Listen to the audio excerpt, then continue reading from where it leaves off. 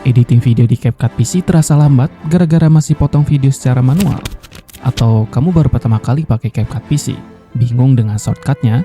Pasti kesel banget kan? Apalagi project videomu panjang. Nih, ada sedikit trik buat mengganti shortcut editing sesuai keinginanmu. Begini caranya, tonton sampai akhir.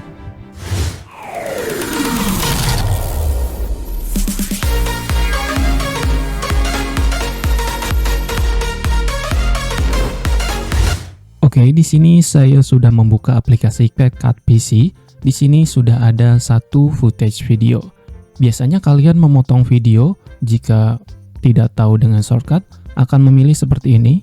Pilih split, kemudian kalian potong satu-satu. Kemudian kalian pindahkan lagi, mengganti lagi dengan select seperti ini. Itu tidak akan selesai sampai akhir zaman.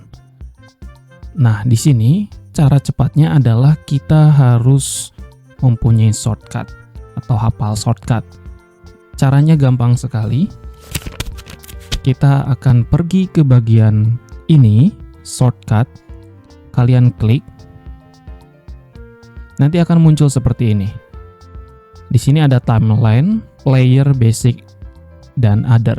Dan untuk shortcut sendiri, kalian bisa save di beberapa tempat. Di sini diberikan 5 save untuk shortcutnya. Saya akan ubah di shortcut 1 ya. Nah, untuk yang sering kita gunakan dalam editing biasanya itu adalah shortcut trim atau cut to cut dan full screen atau zoom in zoom out. Karena di sini masih banyak sekali yang nanti kalian bisa otak-atik sendiri. Biasanya saya akan ganti di bagian select mode. Untuk select mode saya ganti ke A. Di sini kan sebelumnya V ya. Jadi kalian tinggal klik saja. Di sini ada split mode. Kita klik saja bagian tersebut, kemudian kita klikkan pada keyboard kita dengan huruf yang kita inginkan. Nah, seperti itu. Kemudian untuk zoom in-nya, ini kan tulisannya CTRL+. Kita ganti saja dengan plus saja. Kemudian zoom out-nya dengan min. Kemudian saya akan ganti lagi di basic. Nah, di delete saya biasa menggunakan backspace. Kemudian untuk preview dari video kita bisa kita ganti dengan F saja. Seperti itu. Setelah kalian ganti, jangan lupa kalian save. Nah, setelah kalian save, maka di sini sudah terganti dari shortcutnya dengan shortcut pilihan kalian. Tadi saya menggunakannya B. Nah, di sini otomatis berubah ya. Kalian klik saja. Kemudian saya akan ganti. Nah, ini jadi A. Kemudian ganti lagi jadi B. Seperti itu.